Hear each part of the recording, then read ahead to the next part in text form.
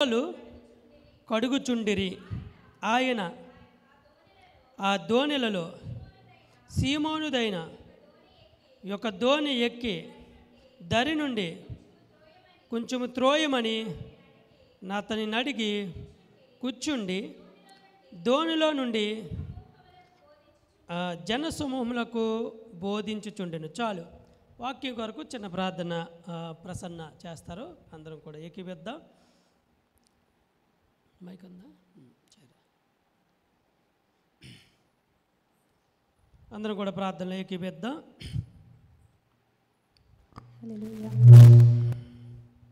ప్రతి ఒక్కరు కూడా వాక్యం కొరకు చిన్న ప్రార్థన మీ మనసులో, ప్రభు ఈరోజు నాతో మాట్లాడు అని చెప్పి ప్రార్థన చేసుకుందాం. పరిశుద్ధుడ, మహోన్నతుడ, జీవం గల తండ్రి, జీవాధిపతి, నీ బంగారు పాదంకి లెక్కలేని వందనముల స్తోత్రంలో నాయన. అయా నిత్యము వేవేల దోతులతో స్తుతింపబడుచున్న నా దేవా, నీకు వందనాలు స్తోత్రములు నాయన. ఇప్పటి వరకు నా తండ్రి అయా నీకు మహిమకరంగా నాయన మమ్మల్ని ప్రతి ఒక్కరిని మీరు వాడుకున్నందుకు మీకు వందనాలు స్తోత్రములు నాయన. ఈ దినమును సేవకులను ఏ నిమిత్తము నువ్వు ఏర్పరచుకున్నావో మాకు తెలియదు కానీ నా ప్రభువా, అయ్యా విత్తుచున్న సేవకులు మీరు మరుగుమరిచి తండ్రి, పరిశుద్ధాత్మ తండ్రి మీరే తోడుగా ఉండి, నోటికి బోరగా ఉండి, నోటి నుంచి వచ్చే ప్రతి వాక్యమును పదమును మేము గ్రహించి హృదయాలను మాకు దయచేయండి నాయన. అయ్యా విత్తుచున్న వాక్యమును మా హృదయంలోనికి అవలంబించుకోవటకు, మీ నడతలోనికి శుద్ధి చేసుకున్నట్టుకు మాకు కావలసిన సమయమును జ్ఞానమును దయచేయండి నాయన.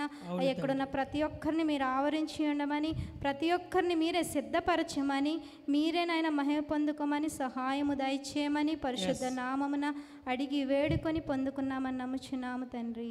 ఆమేన్. మంచిది. శ్రద్ధగా విందాం. దేవుని వాక్యాన్ని శ్రద్ధగా విందాం. మంచిది. లోకసువార్త 5వ అధ్యాయము మరొకసారి చూద్దామా. జనసమూహము దేవుని వాక్యం వినుచు ఆయన మీద పడుచుండగా ఆయన గన్నేసరేతు సరస్సు తీరమున నిలచి. చూద్దాం జాగ్రత్తగా. దీంట్లో చాలా ప్రాముఖ్యమైన విషయాలు ఉంటాయి. ఈ 10 వచనాల్లో కొన్ని మీకు అర్థమయ్యే రీతిలో సరళమైన భాషలో కొన్ని ప్రాముఖ్యమైన విషయాలు చెప్తాను, జాగ్రత్తగానండి. జన సమూహము దేవుని వాక్యం వినుచు ఆయన మీద పడుచుండగా. ఇప్పుడు అక్కడ జన సమూహం అన్నాడు. సమూహం అంటే ఏంటి? కొన్ని వందల గుంపు, అంతే కదండి, కొన్ని వేల గుంపు. ఎవరి మీద పడుతున్నారంట? యేసుక్రీస్తు మీద పడుతున్నారు. ఆయన ఏం చేస్తున్నాడు? వాక్యాన్ని బోధిస్తున్నాడు. ఇప్పుడు వాక్యం బోధించే ఆయన మీదకి జనసమూహం పడుతుంటే ఆయన బోధిస్తాడా? చెప్పండి. బోధించలేడు. ఇప్పుడు వాక్యం చెప్తున్న నేను ఒకవేళ ఎవరైనా పిల్లలు అల్లరి చేస్తున్నారు అనుకోండి, లేదు పెద్దవాళ్ళే కొంచెం గట్టిగా మాట్లాడుకుంటున్నారు అనుకోండి, వాక్యాన్ని బోధిస్తున్న వ్యక్తి ప్రశాంతంగా వాక్యాన్ని బోధించగలుగుతారా? వింటున్న మీరు ప్రశాంతంగా వింటారా? పోనీ మీ పక్కనున్న వ్యక్తే, మీరు చాలా జాగ్రత్తగా వాక్యం వింటున్నారు, రెండోది రాసుకుంటున్నారు, ఈ లోపల సడన్గా ఫోన్ మోగింది, పక్కనున్న వ్యక్తి ఒక్కసారిగా చెప్పండి హలో అన్నారు అనుకోండి, మీకు సర్రమని ఏమవుతుంది? బీపీ రేజ్ అవుద్ది. ఏమొస్తుంది? BP raise.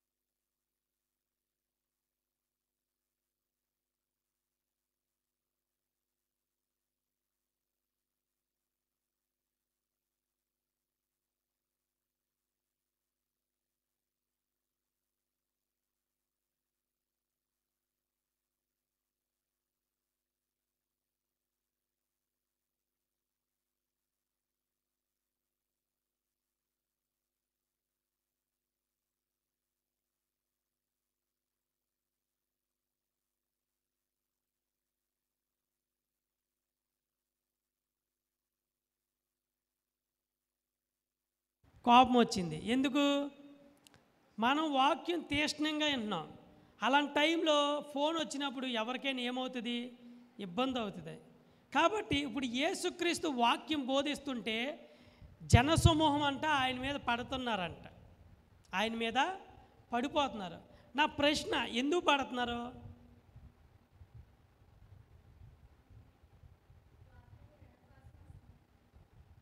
ఆ క్వశ్చనే అర్థం కాలే మీకు. నా ప్రశ్న ఏంటంటే, జనసమూహము యేసుక్రీస్తు మీద ఎందుకు పడాలి? సముద్రం అంటే చాలా ఉంటుంది, కూర్చుని వినొచ్చు కదా, ఇరుకుగా ఉండదు కదా, విశాలంగానే ఉంటుంది కదా ప్లేసు, కానీ చక్కగా వినొచ్చు కదా.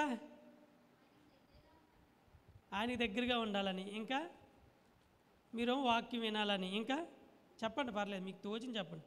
తప్పో రైటో ముందు చెప్పడం ఇంపార్టెంట్. గోపి అన్న, నేను కూడా వాళ్ళ వాక్యం వింటకు వచ్చాను అన్నట్టువా?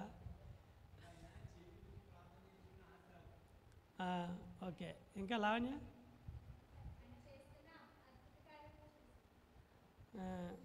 మణికుమారి? టచ్ చేయలేని ఆశ. కిరణ్? ఆయన ఏం పెడితే తినేద్దామని. మ్యాటర్ ఏంటంటే, ఆయన మీద ఎందుకు పడుతున్నారంటే, 12 సంవత్సరాల రక్తస్రావం గల స్త్రీ ఆయన చెంగు ముట్టుకుంటే బాగుపడింది. వాళ్ళ ఆశ ఏంటంటే, ఆయన మీద పడితే మేము బాగుపడిపోతాం. దేవుని స్తోత్రం చెప్పండి. హల్లెలూయా. ఎవ్వరు ఊరికనే పడరు. నా మీద పడతారా? చచ్చినా పడరు. ఎందుకు? మనం అలాంటివి చేయలేం కాబట్టి. అంటే ఆయనకంటే గొప్పోళ్ళం కాదు కదా, నిజంగానే ఆయనే గొప్పోడు. ఆమె మనం ఎప్పటికైనా చిన్నోళ్ళమే. హల్లెలూయా. ఆశ ఏంటంటే, 12 సంవత్సరాల రక్తస్రావం గల స్త్రీ ఆయన చెంగు ముట్టుకుంటే బాగుపడింది కదా. సో మనం కూడా ఆయన మీద పడితే, ఆయన వస్త్రాన్ని ముట్టుకుంటే, కనీసం ఆయన కాలు తాకితే, ఏలు తాకితే, చెయ్యి తాకితే బాగుపడతామేమో, స్వస్థత పొందుకుంటామేమో అని ఆశ. కాబట్టి ఆయన మీద ఎగిరెగిరి పడుతున్నారన్నమాట. కానీ ఆయనకి అది ఇబ్బందిగా మారింది. కారణం ఏంటంటే, ఆయన అక్కడ అవసరత ఉందంటే స్వస్థపచ్చిపోడా. కానీ అక్కడ ప్రాముఖ్యం ఏంటంటే, ముందు వాళ్ళకి వాక్యం ఎత్తాలి. వాక్యం ఎత్తిన తర్వాత ఆయన స్వస్థత చేసే గొప్ప వ్యక్తి. వాక్యం ఎందుకంటే స్వస్థతలు చేయడు. కానీ ఈ రోజుని వాక్యాన్ని ముందు స్వస్థతలు అయిపోతున్నాయి, టైం అయిపోతుంది. లాస్ట్ 5 నిమిషాలు అనగా ఏదో ఒక కథ చెప్పేసి, వాక్యం చెప్పేసి ముగించేసి సేవకులు సువార్త మీటింగ్స్ ఎక్కువైపోయినాయి. లేవా అంటే ఉన్నాయి కోకలుగా. వాక్యము ముందు కాదు, స్వస్థతలే ముందు, అద్భుతాలే ముందు, సూచక్రియలే ముందు. ఆ స్వస్థతల పేరుతో ఎంతో కొంత జనాలను ఆకట్టుకోవడం, డబ్బులు గుంజుకోవడం, కానుకలు విత్తుకోవడం, గుంజుకోవడం. వాక్యం అంతా టైం అంతా దేనికి అయిపోతుందంటే సాక్ష్యాలు చెప్పించుకోవడానికి, స్వస్థతలకి అయిపోతుంది. కానీ ఆయన ఏమంటాడు తెలుసా? అసలు నేను సువార్త చెప్పడానికే కదా నేను పంపించబడ్డాను, ఇతర గ్రామాల్లో సంచరించి సువార్త చెప్పడానికే కదా అని. ఆ ఫస్ట్ వచనంలో అంత ఉంటుందిలే, ఇంకా అసలు నా కాన్సెప్ట్ అది కాదులే, వేరేది చెప్తాను, జాగ్రత్తగా. గన్నేస్ అంటే ఎందుకు ముందులో ఏం చెప్పానంటే, అక్కడ చాలామంది చదువుకుంటూ పోతారు, మర్మం అర్థం కాదు. ఎందుకు పడుతున్నారు అక్కడ ఏమంటే, ఆయన పడుచుండగా ఆయన గన్నే సరస్సు తీరంలో నిలిచి ఆ సరస్సు తీరంలో ఉన్న 2 దోణులను చూశాడు. ఎప్పుడు చూశాడు? చిరాకు వచ్చేస్తుంది ఆయనకి. ఇలా కాదురా బాబు అని చెప్పి, ప్రజలు కొంచెం దూరంగా ఉండాలి అని చెప్పి ఏం చేశాడంటే, ఆ సరస్సు తీరంలో 2 దోణులు చూశాడన్నమాట. చూశాడు. ఇప్పుడు ఏ సరస్సు అన్నాడు? గన్నే సరస్సు. గన్నే సరస్సు.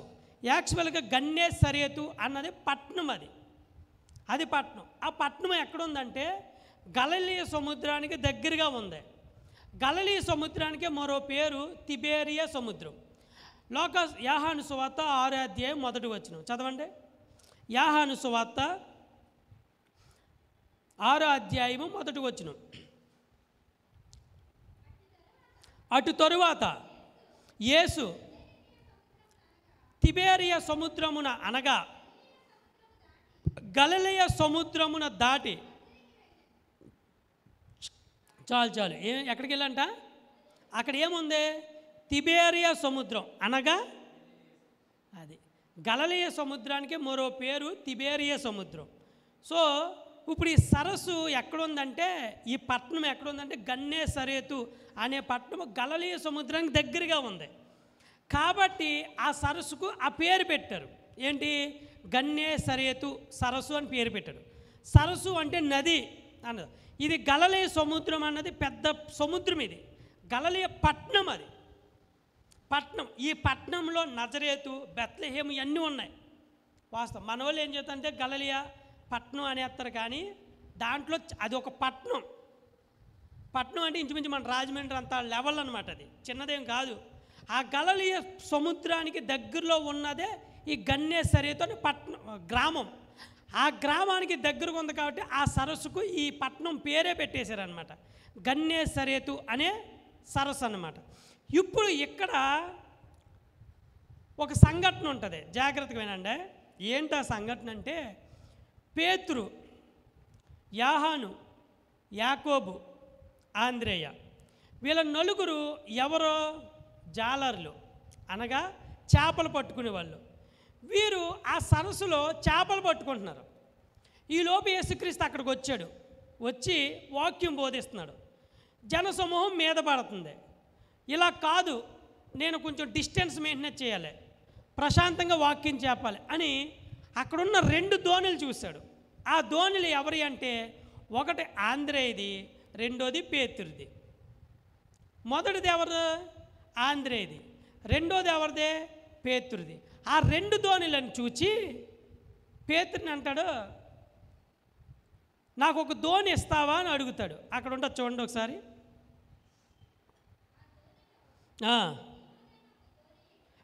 ఏంటది?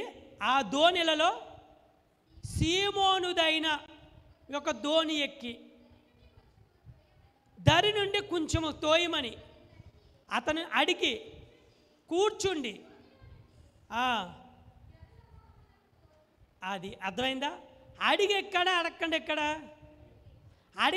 అడగకుండా ఎక్కితే అవడం కొడతాడు ఆయన్ని. ప్రతి లైను ఆలోచించమని చెప్తున్నాను నేను. చెప్పుకుంటూ పోవచ్చు, బట్ నా ఉద్దేశం అది కాదు. అడిగి ఎక్కడ, అడగకుండా ఎక్కడ?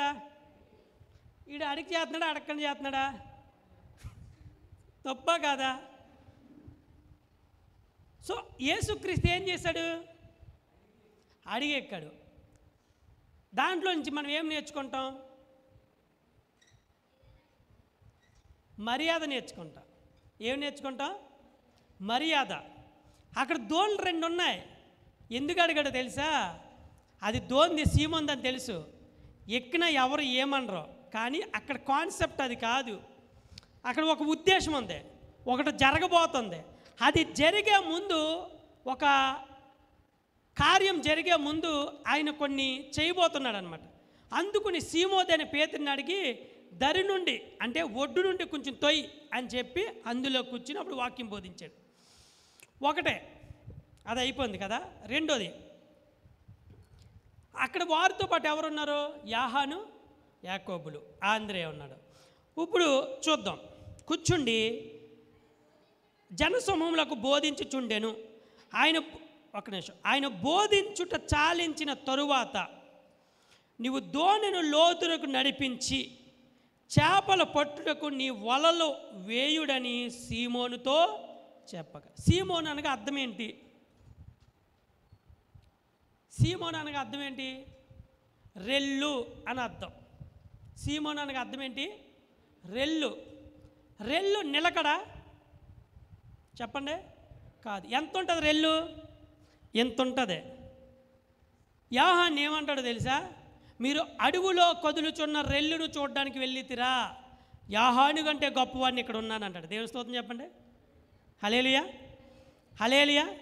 సీమోను స్థిరత్వం లేనివాడు. రెల్లు సీమోను అంటే, ఆ సీమోను దేవుడు ఎలా మార్చాడు? క్యాఫాగా మార్చాడు. హల్లెలూయా. బండగా మార్చాడు, పేతురుగా మార్చాడు, స్థిరంగా మార్చాడు. అసలు పేరేంటి? సీమోను. బ్రతుకులో నిలకడ లేనివాడు, స్థిరత్వం లేనివాడు, కాన్స్టెంట్ లేనివాడు.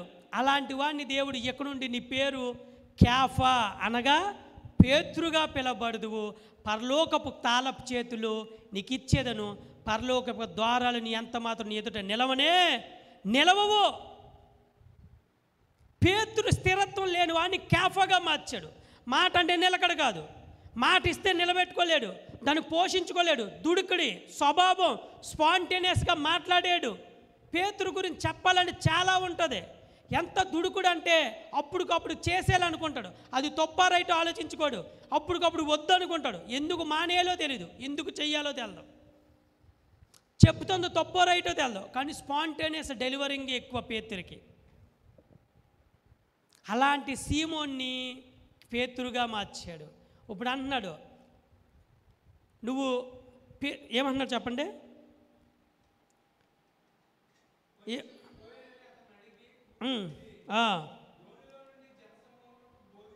బోధించుచుండెను.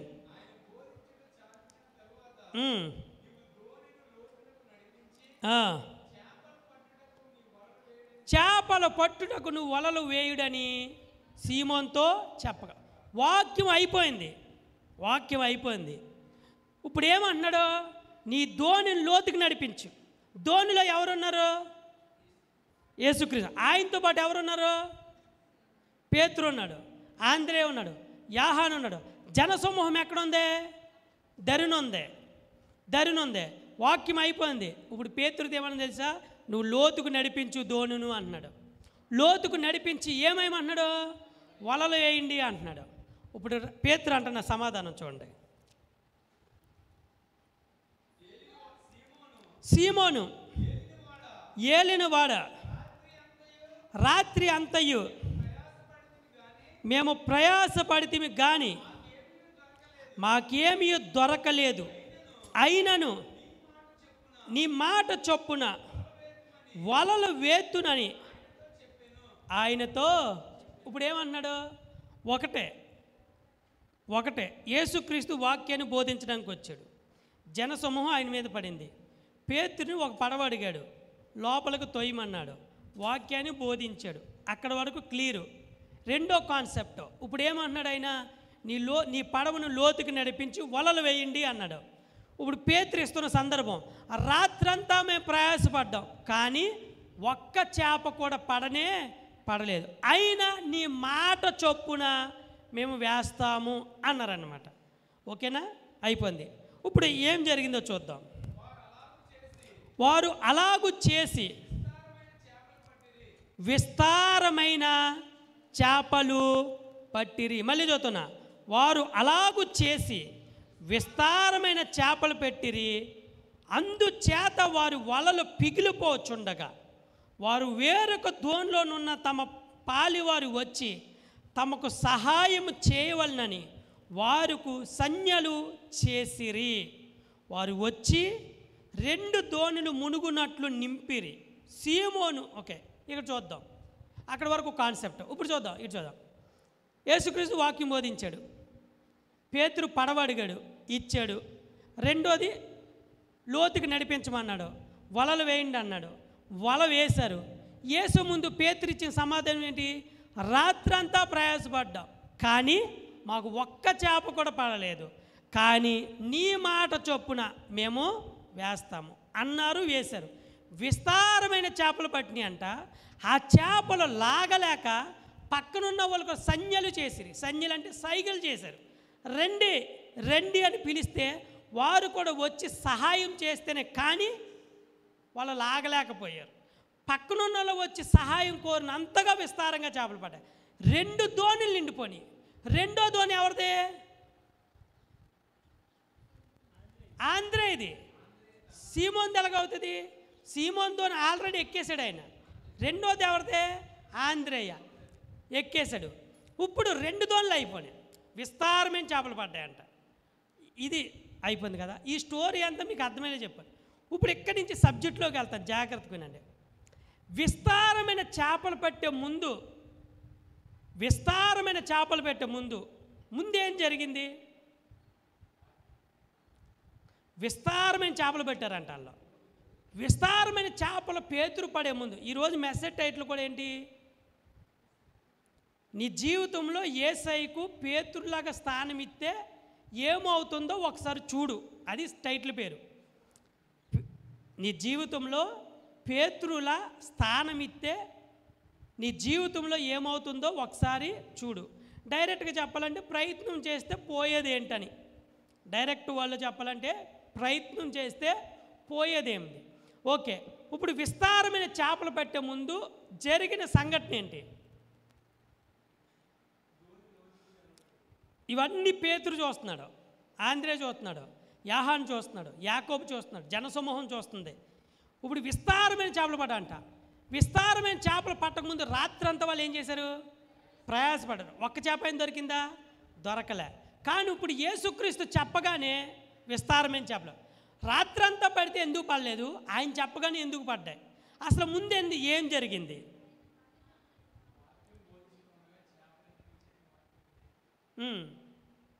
ఏంటి? వాక్యం బోధిస్తుండగా నువ్వు బక్సింగ్ గారు చెప్తున్నా, అదే ఆర్ఆర్కే మూర్తి గారు చెప్తున్నా. ఆర్ఆర్కే మూర్తి గారు సందర్భంలో అంటారు, యేసుక్రీస్తు వాక్యం బోధిస్తుంటే చేపలన్నీ వాక్యం వెంటకు వచ్చేసి అందుకు పేతురు వలేసిన ఒక్కడు కూడా పడలేదు అంటాడు ఆయన. ఓకే, అది మంచిదే. మ్యాటర్ ఏంటంటే చెప్తాడు.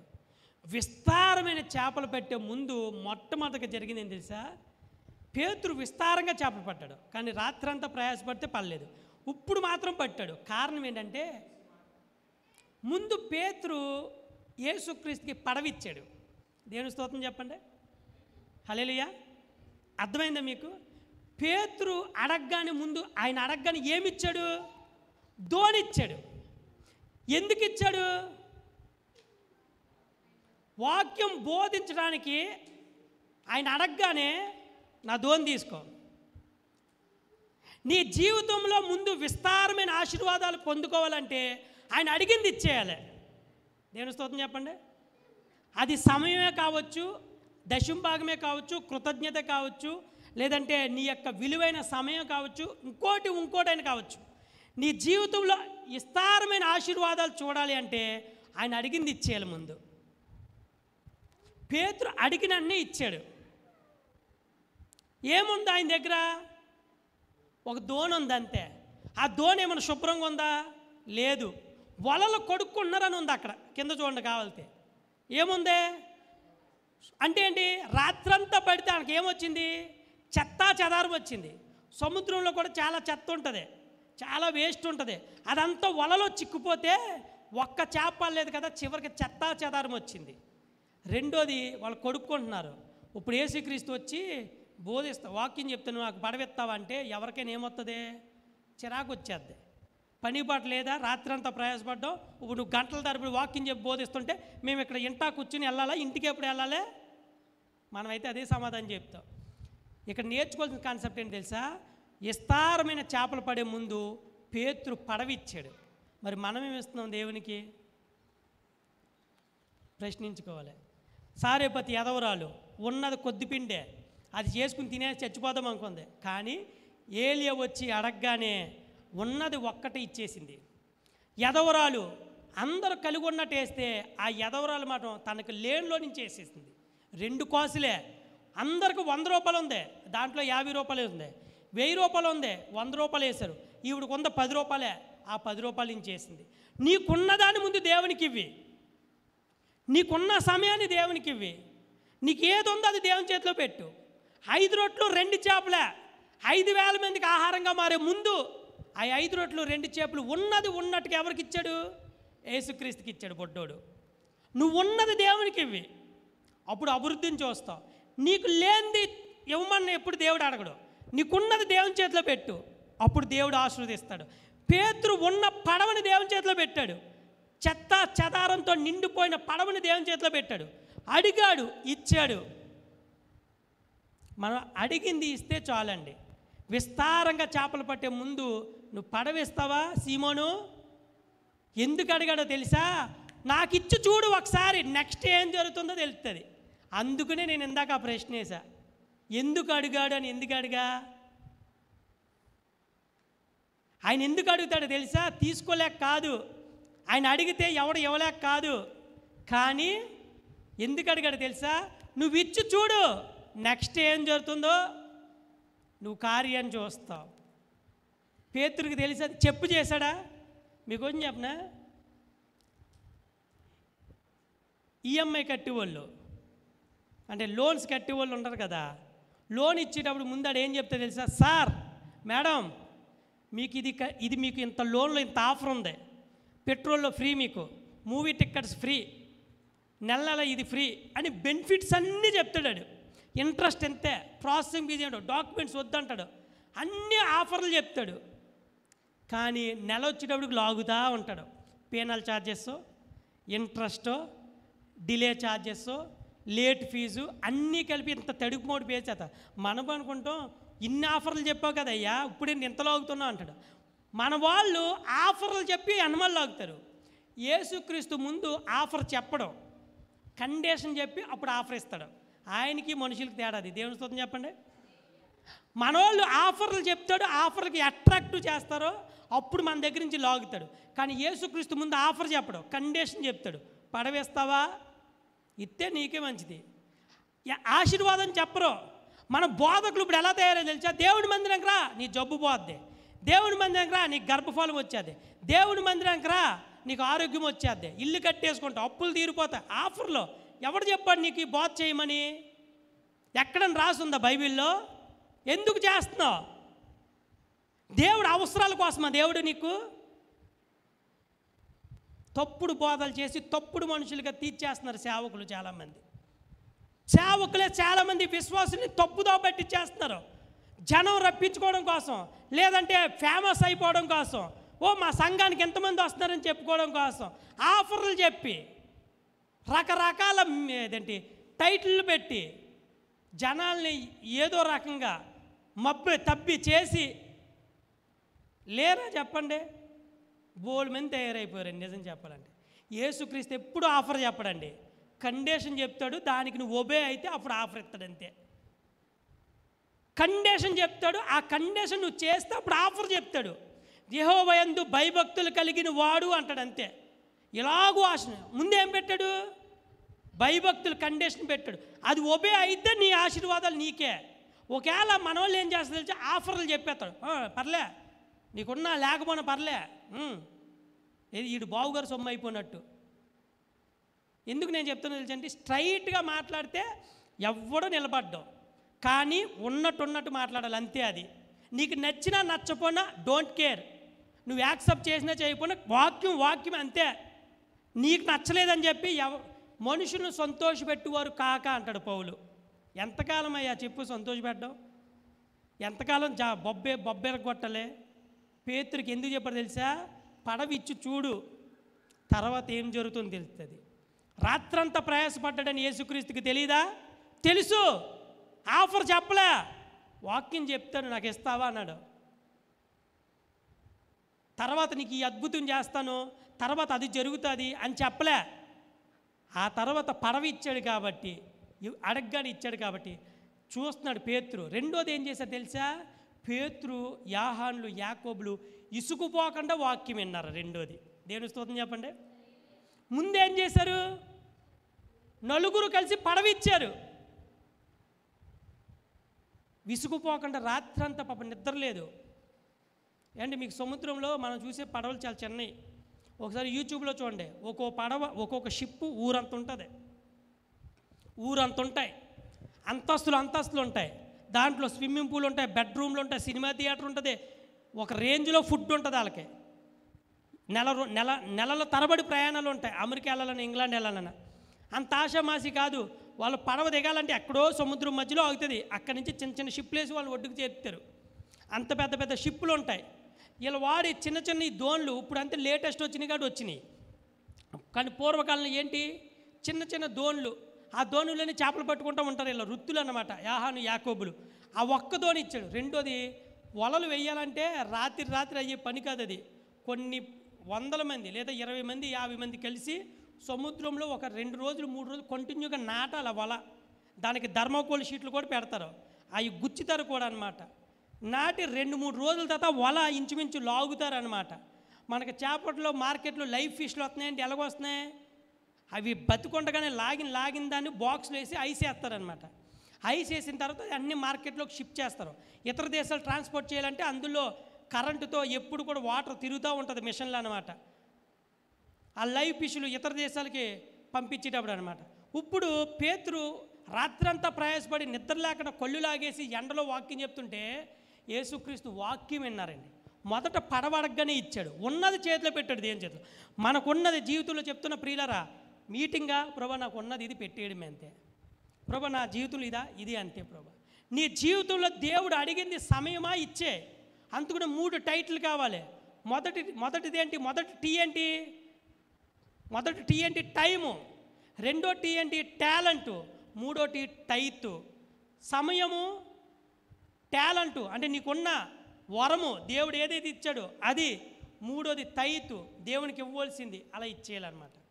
ఈ 3 టీలు ఎవడైతే పాటిస్తాడో చాలా మేలు చూస్తాడు. నీకున్న దాన్ని దేవుని చేతిలో పెట్టు. పేతురు ఉన్న పడవని దేవుని చేతిలో పెట్టాడు అంతే. ఉన్న 5 రొట్లు దేవుని చేతిలో పెట్టాడు అంతే. ఉన్న అప్పము ప్రవక్తకి ఇచ్చింది అంతే. ఉన్న 2 కోసలు కానుక పెట్టలేసింది అంతే. నీకు ఉన్నదాన్ని అయ్యి పరస్తీసి 10 రూపాయల నోటు ఎక్కడుందే, 50 రూపాయల నోటు ఎక్కడుందే, ఇంటి దగ్గర చిల్లర అంతా జేబులో పెట్టుకుని నువ్వు ఇదే సెట్ చేసుకుని వచ్చే చాలామంది ఉంటారు. ఎక్కడ పెద్ద నోట్లు వచ్చేస్తాయా సడన్గా ఎత్తే 100 రూపాయల నోటు ఎక్కడొచ్చేద్దా, 200 నోటు ఎక్కడొచ్చేద్దా, 500 నోటు ఎక్కడొచ్చేద్దా అని ముందే ఇంటి దగ్గర సపరేట్గా పెట్టుకుని సెట్ చేసుకుని వచ్చే వేసేవాళ్ళు చాలామంది ఉంటారు. మీటింగ్స్లో ఇంతమందిని చూశాను. వేస్తే మనసు. నా ప్రశ్న మిమ్మల్ని చెయ్యత్మను, ఆదివారం 100 రూపాయల కానుక నేను వేసేస్తానండి అన్న వాళ్ళు చేయి చూపించండి. ఎత్తొద్దు, మీ మనసులో నిశ్చయం చేసుకోండి. ఆదివారం 100 రూపాయల కానుక నేను వేస్తానండి అన్నవాళ్ళు చేయి చూపించండి. 100 రూపాయల కానుక ఆదివారం కూడా అయిపోతే వేస్ట్ అండి మన బతుకులు. నిజంగా రోజుకి నీకు 500 రూపాయలకు వచ్చేది ఒక సామాన్య వ్యక్తికి లెక్కేసుకోండి కావాలితే. ఈచ్ పర్సన్ సామాన్య వ్యక్తికి 500కి వచ్చేది లెక్కేసుకోండి కావాలితే. మీరు ప్రతి ఒక్కడికి ఇప్పుడున్న ప్రజెంట్ జనరేషన్ బట్టి నాకు ఒక్కడికి 500 రూపాయలు తెల్లారెత్తే వచ్చేది. నేను వెళ్ళి హోటల్కి భోజనం చేయను. పొద్దున్న టిఫిను, మధ్యాహ్నం భోజనం, సాయంత్రం స్నాక్స్, ఈవినింగ్ డిన్నరు, మళ్ళీ మధ్యలో టీయో కాఫీయో ఇవన్నీ లెక్కేసి బయటికి వెళ్ళి నువ్వు తింటే ఎన్ని అవుతుంది? గ్యాస్కి వచ్చు, ఉల్లిపాయలకు వచ్చు, పచ్చిమిరపకాయలకు వచ్చు, ఎన్ని అవుతాయి? మీకు తెలియకుండానే ఈచ్ పర్సన్కి 500 రూపాయలకు వచ్చి అవుతుంది తెలుసా? రోజుకి 500కి వచ్చి అవుతుందంటే ఇంట్లో 4 ఉంటే 5 ఉంటే 5 ఇంటూ 500 2500 రోజుకి. 2500 ఇంటూ వారానికి 7 రోజులే. పోను 10,000 అనుకో. 10,000 దేవుడు నీకు వారానికి సరిపడికి ఇస్తుంటే 3 పూటలు కొదువు లేకుండా వారానికి వచ్చి 100 రూపాయలు కానుకైపోతే ఎందుకండి? ఆలోచించు ఒకసారి, జనరల్గా ఆలోచించు, మనస్ఫూర్తిగా ఆలోచిస్తే తెచ్చి నా బతుకు చేడ 100 రూపాయలు కానుకెళ్ళిపోతున్నాను నేను వారానికే, మహా అయితే 4 వారాల 400 వెళ్ళిపోతున్నాను నేను అని చీకొట్టుకుంటాం. నిజంగా జన్యునిగా ఆలోచిస్తే అంతేనండి. ఇప్పటికి 10 రూపాయలు 20 రూపాయలు కానుకలేసే మహానుభావులు ఉన్నారు. నేను దైవసాక్షిగా చెప్తానండి, పెద్ద నోటే తప్ప చిన్న నాకు ఉందా, నేను లేకపోయినా కానీ వేస్తానంతే. ఎందుకంటే దేవుడికి ఇవ్వాలండి. ఆయన దరిద్రుడు కాదండి, మనం దరిద్రులు కూడా మన ధనవంతుడు చేయడానికి వచ్చాడు ఆయన. మన దరిద్రం బావాలంటే ముందు ఆయన చేతిలో పెట్టాలి. పిసినారితనంగా ఉంటే ఏం సాధిస్తాం చెప్పండి ఒకసారి? సమయాన్ని ఇవ్వడానికి దరిద్రత అంటే ఏంటో తెలుసండి? ఇంతకే ఉండి తినకపోతే దరిద్రత అంటారు. దరిద్రుడు అంటే లేనోని దరిద్రుడు కాదు. మన తెలుగు వాళ్ళకి అర్థం కాని పదాలు ఏంటంటే, దరిద్రుడు అంటే ఆడికి ఏమీ లేకపోయి వీడికి అన్నీ ఉంటే, ఓహో ఆడికి ఏమి కారు లేదు, ఒక ఇల్లు లేదు, ఓ సైకిల్ లేదు, ఓ బైక్ లేదు కాబట్టి ఆడి దరిద్రుడు రా అంటారు. దరిద్రుడు అంటే అది కాదండి. ముందు అన్నీ ఉండి తినకపోను దరిద్రుడు అంటాడు. షుగరు బీపీ ఉందండి ఫుల్గా, 500 400 షుగర్ ఉంది, తింటాడాడు. వీడికి ఏమీ లేదు, పనికి వెళ్తున్నాడు, మంచిగా పండు హోటల్కి వెళ్ళి బిర్యానీ తెచ్చుకుని తిన్నాడు. ఈడు దరిద్రుడా? అన్నీ ఉండి తినలేనోడు దరిద్రుడు అంట. మన తెలుగు వాళ్ళకి ఏమర్థం అవుతుందంటే, మన బంధువులకి మనకే ఏమీ లేనోడు దరిద్రుడు అనుకుంటారు. అర్థం కావట్లే, తెలుగు భాష కూడా అర్థం కావట్లే. పేతురుని ఎందుకు అడిగాడు తెలుసా? ముందు నువ్వు ఇచ్చి చూస్తే నీ జీవితంలో ఏది జరుగుతుందో చూస్తావయ్యా అన్నాడనమాట. ఆఫర్ చెప్పలే, అడిగాడు, ఇచ్చాడు, అంతే. దేవుడు అడిగింది ఇస్తే చాలండి. దేవుడు మనకు ఉన్నదాన్ని రెట్టింపు చేస్తాడనమాట. సునేపి వంశస్థురాలు ఎలీషా ఇల్లు అడగలే, కానీ ఆయన వచ్చుచూ పోవుచున్నాడని ఎరిగి అని ఉంటుంది బైబిల్లో. ఆయన వచ్చుచూ పోవుచున్నాడని ఎరిగి దైవసేవకుని పిలిచి రూము కట్టి అన్ని వసతులు పెట్టింది. దేవుడు ఆమెకున్న అవసరతను తీర్చగలిగాడు. దేవుడు మనకున్న దాన్ని దేవుని చేతిలో పెడితే చాలండి. పేతురుకున్న ఒక్క పడవని దేవుని చేతిలో పెట్టేశాడు, అంతే. రెండోది, విసుకొక వాక్యం విన్నాడు. పేతురు, యాహానులు, యాకోబులు 3 కూడా. ఇప్పుడు అంటున్నాడు, ఏం పడ్డాయంట? విస్తారం. అంటే విస్తారమైన చేపలు పెట్టే ముందు ఏం జరిగింది? ఒకటే, అడిగిన పడవను పేతురు ఇచ్చాడు. రెండోది, నలుగురు కలిసి వాక్యం విన్నారు. ఇప్పుడు ఏమంటున్నాడు? విస్తారమైన చేపలు పడ్డాయి. చూసారండి, మన ఆశీర్వాదాల ముందు ఈ జరగాలన్నమాట. ఇవి జరిగినప్పుడు మన జీవితాలు ఆశీర్వాదాలు చూస్తాం. ఇప్పుడు పేతురు ఏమంటున్నాడు చూడండి, 7వ వచనం, 8వ వచనం చదవండి.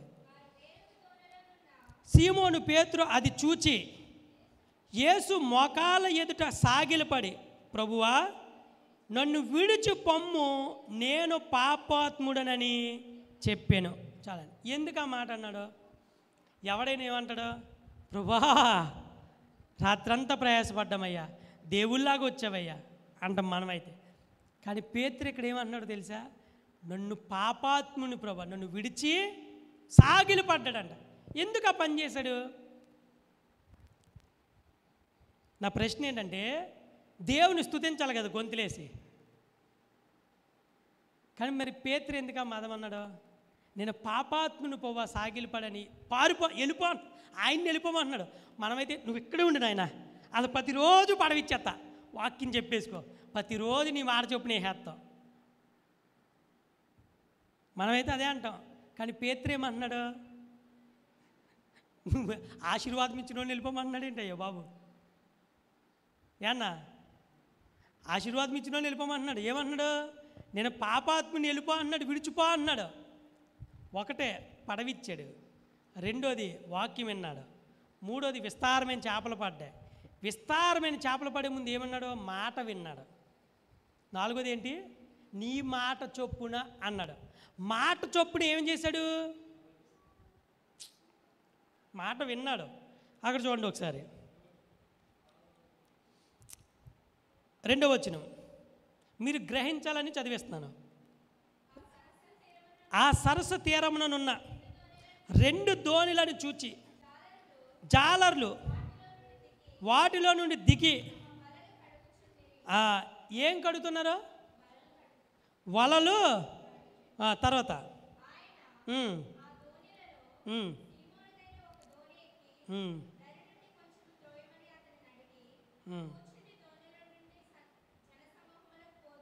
ఆరో వచనం చదవండి.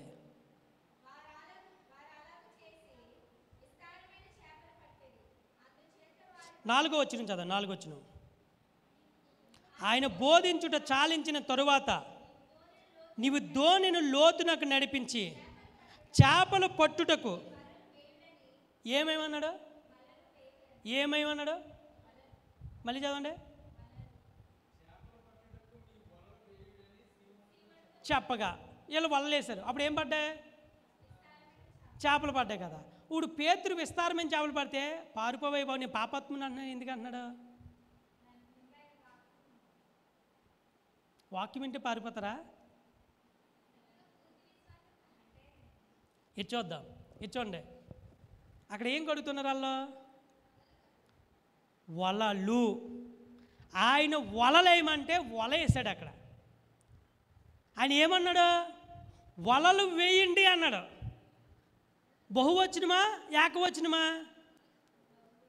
కానీ వీళ్ళు ఏం చేశారు? వల వేశాడు.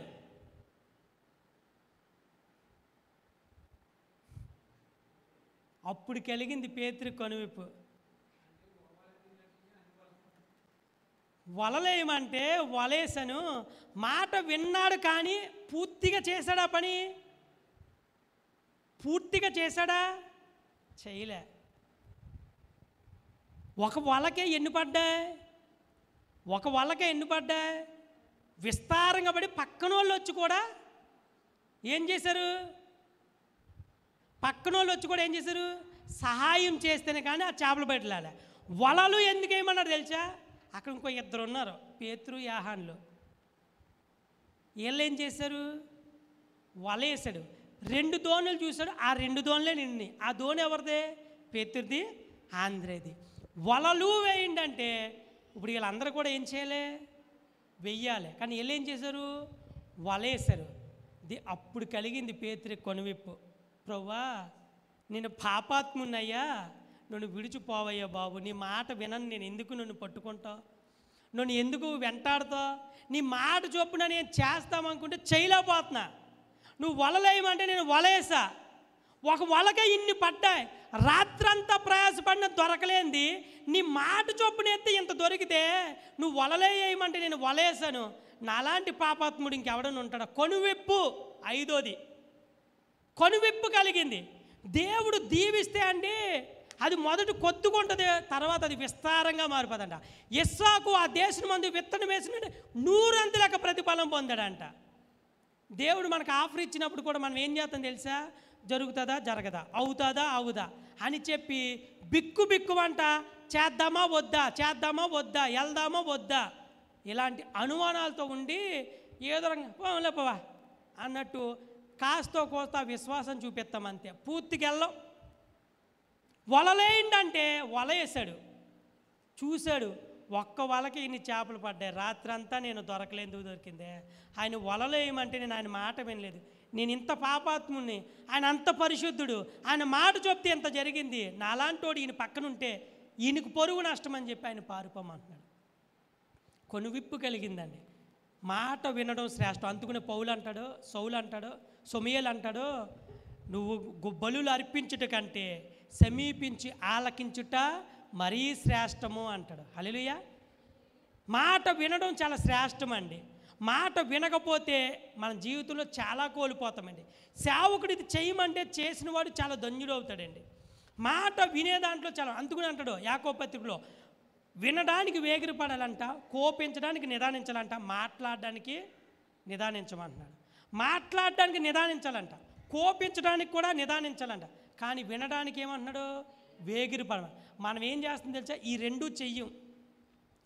ఏది, వినడానికి వేగిరపడము, చేయడానికి వేగిరపడము. మాట్లాడడానికి మాత్రం, కోపించడానికి మాత్రం ఎక్కువ ఆశ చూపిస్తాం, షార్ట్ టెంపర్. ఎవరుగా చిన్నదానికి ప్రెస్టేషన్ అయిపోతాం, చిన్న విషయమే కూల్గా చెప్తే అయిపోద్ది అది. కానీ ఏం చేస్తాం, లోపల ఉన్న సాతాను ఏం చేస్తా తెలుసా, ఓ ఫైరు, ఆ కోపం అందుకనే కోపపడు కానీ పాపము చే, కోపం రీజనబుల్గా ఉండాలండి. చిరాకులు పరాకులు సాతాను యొక్క లక్షణం, గుర్తుపెట్టుకోండి. ప్రతి అయిన దానికి కాని దానికి కూడా ఎదరోళ్ళ మీద చిరాకు పడిపోతున్నావా, కోపపడిపోతున్నావా.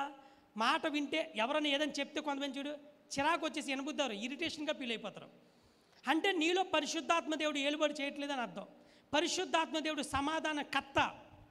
ఎవరైతే పరిశుద్ధాత్మతో ఏలుబడి చేస్తారో ముందు వాళ్ళ మాట వినడానికి చాలా ఎగిరిపడతారు, ప్రశాంతంగా వింటారు, విన్నది స్పష్టంగా వింటారు, గుర్తుపెట్టుకుంటారు, అది చేస్తారు. అది 10 సార్లు చెప్పించుకోరు, అడిగించుకోరు. కొంతమంది వింటారు కానీ చెవిదాకా ఎక్కించుకోరు, విన్నట్టు వదిలేస్తారు. చాలా దురాత్మ లక్షణాలు అయ్యి. మాట వినడం చాలా ఇంపార్టెంట్. పేతురు రెండోది, ఎందుకు నేను పాపాత్మ ప్రభు వెళ్ళిపోమన్నా తెలుసా, ఆల్రెడీ అప్పటికే యేసుక్రీస్తుని పేతురు వెంబడించాడు. ముందే పేతురు అప్పటికే వెంబడించారు. కానీ పేతురుకి భార్య ఉంది, పిల్లలు ఉన్నారు, అందరూ ఉన్నారు. కానీ కుటుంబ పోషణ కోసం యేసుక్రీస్తుని విడిచిపెట్టి వచ్చేసాడు. అప్పటికే పేతురు మళ్ళీ అప్పుడు అంటాడు పేతుర్ని, నువ్వు వచ్చి నన్ను వెంబడించు. కింద చదువుతూ అంటాడు, ఇక్కడ నుండి నువ్వు భయపడకు, మనుషులను పెట్టువాడుగా ఉందువు అంటాడు లాస్ట్ వచనంలో. ఎందుకు పాపాత్ముడు ప్రభుని పొమ్మన్నారు తెలుసా, ఒకటి వలలేయమంటే వలేసాడు. రెండోది అప్పటికే పేతురు అంతకుముందు యాహాన్ అంటాడు, ఇదిగో లోక పాపలు మోసుకుని పోవు దేవుని గొర్రెపిల్ల అంటే పేతురు ఆంధ్రేయ వీళ్ళందరూ వెంబడించేస్తారు. వలలు కొడుక్కుంటా అని పిలవగానే వచ్చేస్తారు. అన్నీ ఆంధ్రేయ వచ్చి పేతురుని పరిచయం కానీ అన్నీ వెంబడించేస్తాడు. కానీ మళ్ళీ వెనక్కి వెళ్ళిపోతాడు పేతురు. యాహాన్ అందరూ వెళ్ళిపోతాడు, ఇది పేతురు వెళ్ళిపోతాడు వెనక్కే. పేతురు వెళ్ళిపోతాడు.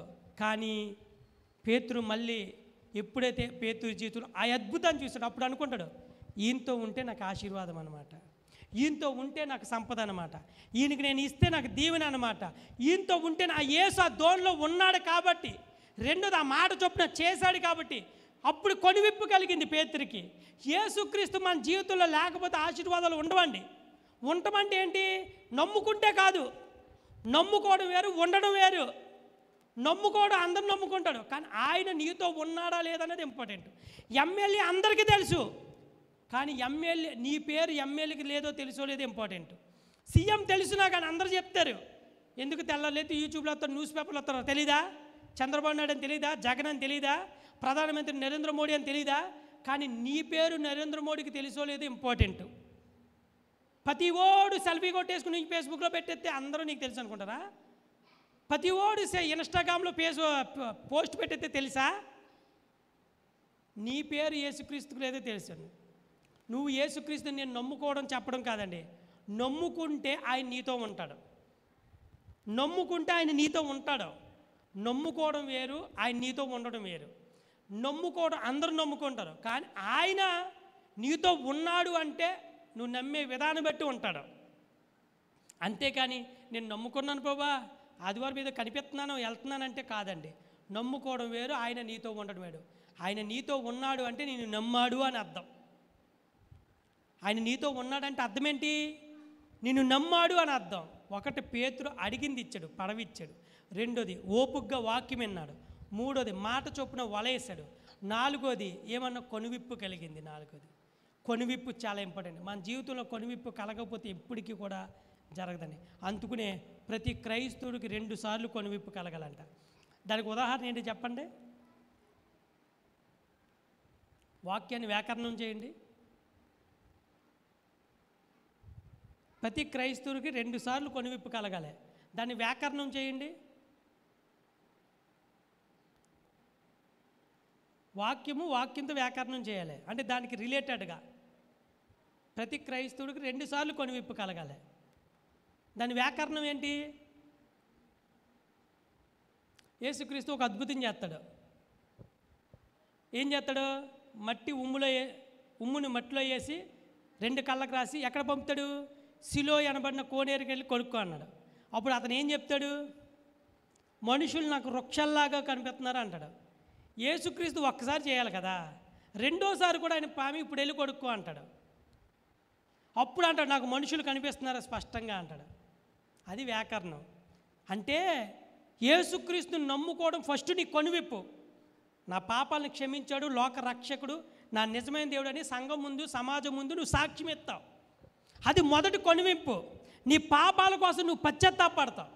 లోక రక్షకుడు, యేసుక్రీస్తు నా నిజమైన రక్షకుడే, నేను పాపినే అని నీ అంతటా నువ్వే పరిశుద్ధాత్మ దేవుడు నిన్ను ఒప్పింపజేసినప్పుడు నువ్వు పశ్చాత్తాపడతావు.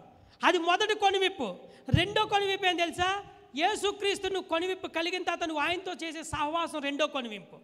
అప్పటి నుంచి వాక్యం చదువుతావు, ప్రార్థనకి వెళ్తావు, సువార్త చెప్తావు, దేవుని కొరకు ఏదో ఒకటి చేయాలనుకుంటావు, ప్రాకులాడతావు, ప్రయాసపడతావు, కరపత్రాలు పంచుతావు, సేవకుడు చుట్టూ తిరుగుతావు, సేవకులు పాదాలు పడతావు, నీళ్లు పడతావు, భోజనం పెడతావు, మీటింగ్స్లో కష్టపడతావు, సువార్త చెప్తావు, నిద్రబాబు. ఇది రెండో కొనువింపు.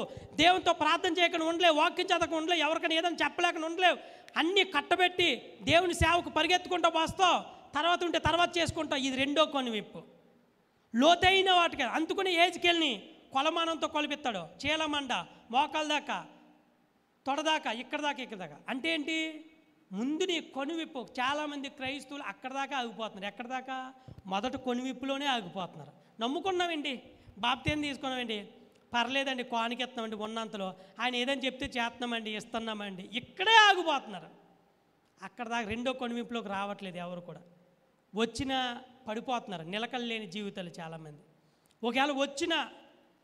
ఒకవేళ అక్కడ దాకా కొంత వచ్చిన నిలకలు లేని జీవితం. అందుకనే జట్టి అయిన వాడు నియమం ప్రకారం పోరాడుకుంటే వానికి జీవకిరీటం ఎలాగూ సాధ్యము పొందుకోవడం. జట్టి అయిన వాడు నియమం ప్రకారం పోరాడుకుంటే వాడికి జీవకిరీటం ఎలాగూ సాధ్యం. పరుగు రంగపంద్యమందు పరిగెత్తిన వాడు తను గలుపు పొందునని సాధించుకుంటే అతడు ఎలాగూ విజయం సాధించగలుగుతాడు. మనకు నోటెడ్ అయిపోవాలి వాక్యాలు. పోరాడుతున్నాం ఆ నియమం ప్రకారం. పేతురు ఆల్రెడీ యాహాను చెప్పగానే, ఆంధ్రే చెప్పగానే వెంబడించాడు, కానీ వెనక్కి తిరిగి వెళ్ళిపోయాడు పేతురు. అప్పుడు దేవుడు కొనువిప్పు కలగజేశాడు. నువ్వు ఉంటేనయ్యా నాకు. అందుకుని అంటాడు పేతురు, జీవం కలిగిన మాటలు గలవాడు నీవే కదా. అందరూ రకరకాలుగా సమాధానం చెప్పినప్పుడు పేతురు ఒక్కడే చెప్తాడు, నువ్వు జీవం కలిగిన వాడు అయ్యా అని. నేను ఎవరు నన్ను అడుగుతున్నారు అన్నప్పుడు ఎందుకు కలిగింది తెలుసా? ఇదిగో కొనువిప్పిది. ఒకటి పడవిచ్చాడు, ఉన్నది దేవుని చేతిలో పెట్టాడు, ఓపికగా వాక్యం విన్నాడు. 3 ఆయన మాట చొప్పున వలేశాడు. 4 కొనువిప్పు కలిగింది, నేను పాపాత్ముని, నువ్వు పరిశుద్ధుడు అయ్యా. నిజమైన కొనువిప్పు. ఈ రోజుల్లో చాలామంది అద్భుతాలు జరిగిననే ఎనలేని దుఃఖం వచ్చేసి అప్పటికప్పుడు ఇన్ని సంవత్సరాల నుంచి దీన్ని భరించాను, ఇప్పుడు నా జీవితంలో ఇంకా ఆయన సాక్షిగా జీవించేస్తాను. స్టేజ్ మీద జనాల ముందు బుడబుడ తొక్కాలంతే. వారం రోజులు ఫైర్లో ఉంటాడు అంతే. 2 వారాలు ఫైర్లో ఉంటాడు. 3వ వారం నుంచి అద్భుతం అయిపోయిందిగా, బాధ తీరిపోయిందిగా, అప్పులు తీరిపోయిగా, ఉన్న రోగం పోయిందిగా. 3వ వారం నుంచి మళ్ళీ మామూలే, జాజాయిగా చల్లారిపోతారు అంతే.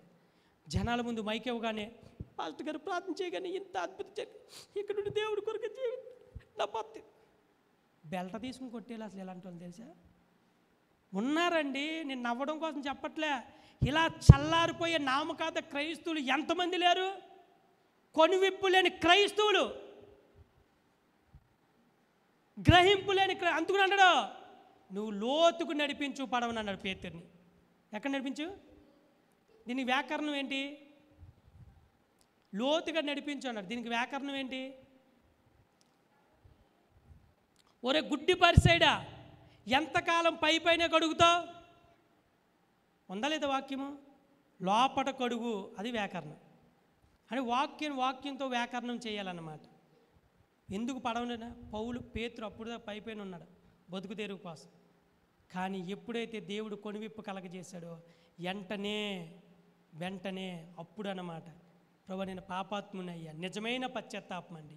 అప్పుడు అంటున్నాడు, అప్పుడు కొనువిప్పు కలిగింది దేవునికి అనిపించింది కాబట్టి కింద ఏమంటున్నాడు చూడు, 10వ వచనం, అలాగూ సీమోన్తో కూడిన పాలివారైన జబదయ కుమారులకు యాకోబు యాహాను విస్మయం ఉంది. అందుకు యేసు, ఇప్పుడు చూడండి, భయపడకము, ఎప్పటి నుండి నీవు మనుషులను పట్టు. పేతురుకి వాస్తవం చెప్పనండి, పేతురుకి భయం లేనివాడు తెలిసి నీకు ఎంతగా సీమోను. ఈ సీమోను ఉన్నవాడు చూడు, ఎవరిని లెక్క చేసే మనిషి కాదు, బేసికల్గా క్యారెక్టర్ అది సీమోంది. నువ్వు నాకు చెప్తావేంటి అనే క్యారెక్టర్ అన్నా. సీమోంది ఏ క్యారెక్టర్ తెలుసా? ముందు నువ్వు నాకు చెప్తావేంటి? బేసికల్గా ఈ క్యారెక్టర్ మనోడిది. అతను అప్పుడు ఏంటి నష్టం? ఈ క్యారెక్టర్ అన్నమాట. కానీ ఎప్పుడైతే కొనువిప్పు కలిగిందో, అద్భుతం జరిగిన తర్వాత నిజమైన కొనువిప్పు ఏంటో తెలిసా? పశ్చాత్తాపడతాడు. అది నేను కదండి నిజమైన పశ్చాత్తాపం. కానీ కూడా పశ్చాత్తాపడతాడు, సాష్టాంగ నమస్కారం పడ్డాడు, ఆయనమే పడ్డాడు. నేను పాపి, నా వెళ్ళిపోను, నువ్వు పరిశుద్ధుడు, నేను పాపాత్ముని, నీకు నాకు సెట్ కాదు, వెళ్ళిపో. లోపల తీవ్రత అలగొంది. నిజమైన భయం కలిగింది పేతురికి. చూడగానే ఏంట్రా బాబు ఇది, పక్కన వాళ్ళు వచ్చి సంజ్ఞలు చేశారు, 2 దోణులు మిగిలిపోని, రాత్రంతా ప్రయాసపడు, ఒక్కడ లేదు. కానీ ఈరోజు విస్తారం. కొనువిప్పు ఉందా తెలపండి ఒకసారి. మన జీవితాల్లో తెల్లారులైతే కొనువిప్పు లేని జీవితాలు కాబట్టే దేవుడు మనం లోతుగా మన బతుకుని నడిపించుకోలేకపోతున్నాం, లోతుగా మన జీవితాన్ని నడిపించుకోలేకపోతున్నాం. స్టాండర్డ్స్ ఉండట్లేదు భక్తిలో, లోతైన స్టాండర్డ్స్. కొనువిప్పు లేకపోతే మనం ఎంతసేపు పైన నడుచుకుంటామండి. పైన నడితే ఏం తగులుతుంది? కింద ఇసుక తగులుతుంది, నీళ్ళు తగలుతుంది, పట్టలేవు, నువ్వు వలయలేవు. అందుకని పేతురు లోతుకు నడిపించు. అప్పుడు అన్నాడు, భయపడకో, నీవు మనుషులను పెట్టు వాడు ఉందు అని సీమోనుతో చెప్పాను. ఈ వాక్యం ఎప్పుడు నెరవేర్చబడింది చెప్పండి? అపోస్తుల కార్యాలు 2వ అధ్యాయంలో పరిశుద్ధాత్మను పొందుకున్నప్పుడు ఆయన నిలబడి మొదట ప్రసంగించినప్పుడు 3,000 మంది 5,000 మంది, ఆ తర్వాత యెరూషలేములో ఆ యొక్క నాయకత్వం పోషించడం చూసారా ప్రియులారా?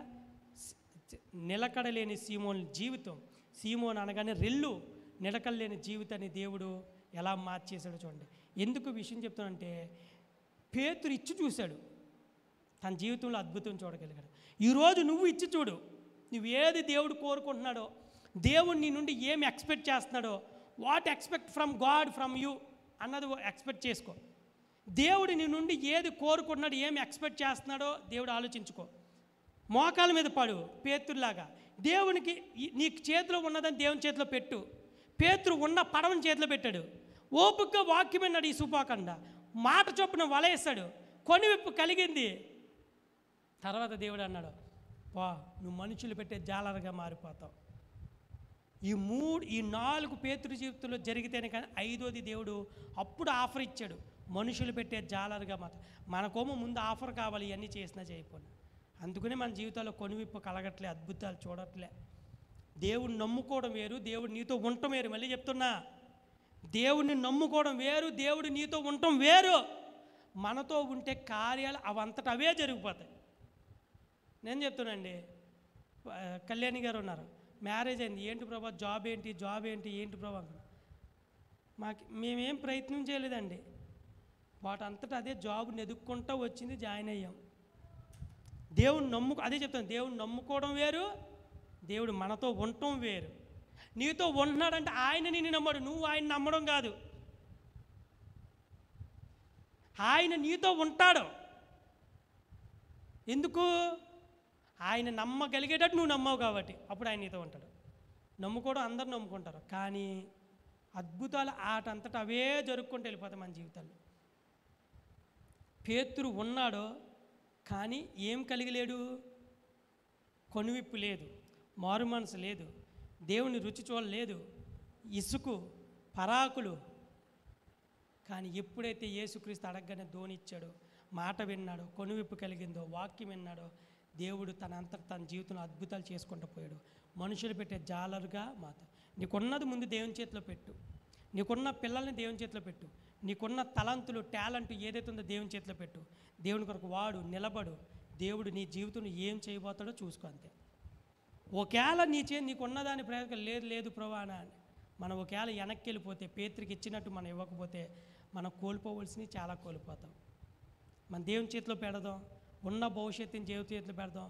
ప్రభు ఇది నీ భవిష్యత్, ఇది నీది ప్రభు, ఈ జీవితం నన్ను వాడుకో, మలుచుకుంటే ఆయన వాడుకుంటాడో మలుచుకుంటాడు. మన జీవితాల్లో పక్క వాళ్ళకు కూడా ఆశీర్వాదాలు వెళ్ళిపోతాయి, పక్క వాళ్ళకు కూడా ఆశీర్వాదాలు వెళ్ళిపోతాయి. ఆ విధమైన ఆశీర్వాదాలు దేవుడు మనకు అనుగ్రహించును గాక. మనం ఆ విధంగా దేవుళ్ళు నడిపించబడదు గాక. ఆమేన్. మోకరిద్దామని చిన్న ప్రార్థన చేసుకుందాం.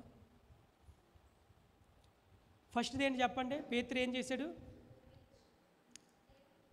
దేవునికి ఉన్న పడవని దేవుని చేతిలో పెట్టాడు. రెండోది ఏంటి? ఓపికగా వాక్యం విన్నాడు. మూడోది మాట చొప్పున వల వేశాడు. నాలుగోది కొనువిప్పు కలిగింది. ఐదోది విస్తారమైన చేపలు పడ్డాయి. ఆరోది ఆయన వాగ్దానం, నువ్వు మనుషులు పెట్టే జాలరుగా మారుతావు. మన జీవితాల్లో ఇవి చాలా ప్రాముఖ్యమైనవి, ఇవి చాలా ప్రాముఖ్యము. ఓకేనా? ప్రార్థన చేసుకుందాం, చిన్న ప్రార్థన చేసుకుని ముగించుకుందాం. పరిశుద్ధుడా, మీకు వందనాలు తండ్రి. అయ్యా, కొన్ని లేఖన సత్యాలు మీరు మాతో మీరు మాట్లాడమని అడుగుతున్నాం తండ్రి. అయ్యా, పేతురు జీవితంలో ఒక అద్భుతం మేము చూడగలిగామంటే, మొదటగా ఆయన జీవితంలో ఇవన్నీ జరిగినాయి ప్రభా.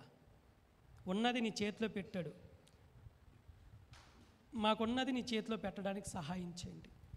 నీ మాట చొప్పున నీ వాక్యం సహాయం చేయండి. అంటే ముందుగా నీతో సహవాసం చేయడం మాకు నేర్పించండి. మూడోది ప్రభా, నీ మాట చొప్పున జరిగించడానికి సహాయం చేయండి. మాట వినడం చాలా శ్రేష్టమని నువ్వు చెప్తున్నావు.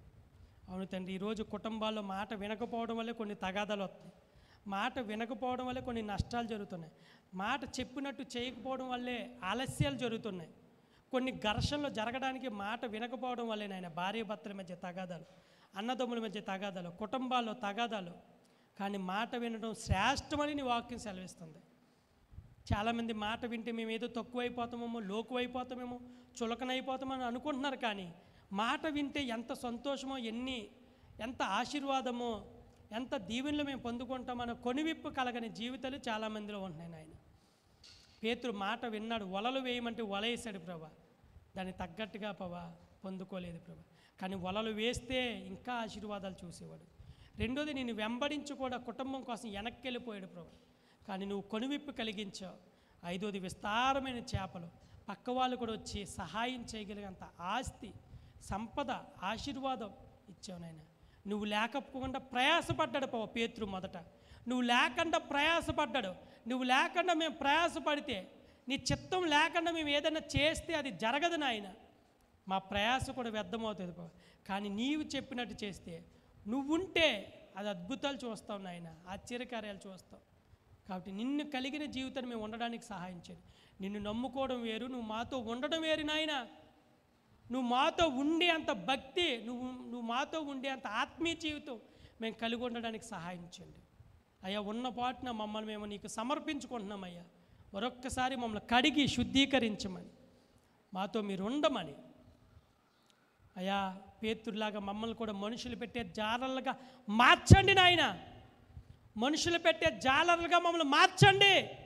రాబో దినాల్లో నశించిపోయే ఆత్మలను నడిపించేవారుగా, పెట్టేవారుగా మా బ్రదర్స్ని, మా సిస్టర్స్ని మార్చండి నాయన. మా గుడ్ షెపర్డ్ టెంపుల్ని మార్చండి ప్రభువా. మా గుడ్ షెపర్డ్ ఆర్గనైజేషన్ని ఆశీర్వదించండి. విస్తారమైన చేపలు వచ్చినట్టుగా విస్తారమైన జనసమూహము మా మందిరాల్లో నిండి పొంగి పొర్లేటట్టు ఆశీర్వదించబోతున్నందుకు వందనాలు నాయన. దీవించబోతున్నందుకు వందనాలు తండ్రి. నీ నామం చొప్పున మేము దాన్ని ప్రకటన చేస్తున్నామయ్యా. విస్తారమైన చేపలు దోణిలోకి వచ్చినట్టుగా దేవా, 2 పలవలు నిండు పొంగి పొరినట్టుగా వాళ్ళందరూ సహాయం చేసినట్టుగా వచ్చిన జనాంగాన్ని ఎలా కూర్చోబెట్టాలో అర్థం కాక వాలంటీర్స్, విశ్వాసులు అయ్యా ప్రయాసపడి అంతగా మా సంఘాన్ని మీరు నింపబోతున్నందుకు వందనాలు. ఈ తాళపూడి మండలాన్ని కదిలించబోతున్నందుకు వందనాలు నాయన. అయ్యా ఈ పరిసర ప్రాంతాలు మీరు కదిలించబోతున్నందుకు వందనాలు. మమ్మల్ని వాడుకోండి, నిలబెట్టమని మేము విశ్వసిస్తున్నాం నాయన. నీ మాట చొప్పున చేయడానికి సహాయం చేయమని, నీ మాట చొప్పున వినడానికి కృప చూపించమని, మమ్మల్ని నిలబెట్టమని మరొక్కసారి మమ్మల్ని మేము నీ చేతికి అప్పగించుకుంటూ యేసు అతి పరిశుద్ధ నామములో అడిగి వేడుకుంటున్నాం తండ్రి. ఆమేన్, ఆమేన్, ఆమేన్. పరలోకమందున్న మా తండ్రి, నీ నామం పరిశుద్ధపరచబడును గాక, నీ రాజ్యం మాకు వచ్చును గాక, నీ చిత్తము పరలోకమందు నెరవేరినట్లు భూమి యందు నెరవేరును గాక. మన దినాహారం నేడు మాకు దయచేయము. మెడల అపరాధం చేయవారిని మేము క్షమించిన ప్రకారం అపరాధం మీరు క్షమించి మమ్మల్ని శోధనలో తేక కీడు నుండి, దుష్టి నుండి తప్పించి రాజ్యము, బలము, శక్తి, మహిమయు నిరంతరము నీవే నావు తండ్రి. ఆమేన్. యేసు రక్తమే జయం, ప్రవేశ రక్తమే జయం. శ్రేయస్ నామమున సంపూర్ణ విజయం కలుగునుగాక. ఆమేన్. మన పరమ తండ్రిని దేవుని నుండి, ప్రభు అయిన యేసుక్రీస్తు నుండి పరిశుద్ధాత్మిక ఆదరణ, సహవాసము, సమాధానం కూడొచ్చిన మనందరకు, సకల పరిశుద్ధులకు ఇప్పుడు ఎల్లప్పుడూ సదాకాలం తోడేండి నడిపించును గాక. ఆమేన్, ఆమేన్, ఆమేన్. పంపుము దేవా దీవెనలాతో, పంపుము దేవా, పంపుము భయసిత ప్రతిపత వలయము, పెంపుగా నీ సేవ ప్రియముగా నరింప. పంపుము దేవా దీవెనలాతో, పంపుము దేవా. ఆమేన్. దేవుడు మన సీఎంలో ఆశీర్వదించును గాక. ఆయన సన్నిధి ముఖకాంతి మన మీద ప్రకాశింపజేయును గాక. ఆయన సన్నిధి నిత్యం మనకు తోడేండి నడిపించును గాక. ఆమేన్, ఆమేన్, ఆమేన్. గాడ్ బ్లెస్ యూ అండి. అలాగే కానుకలు స్వీకరించండి.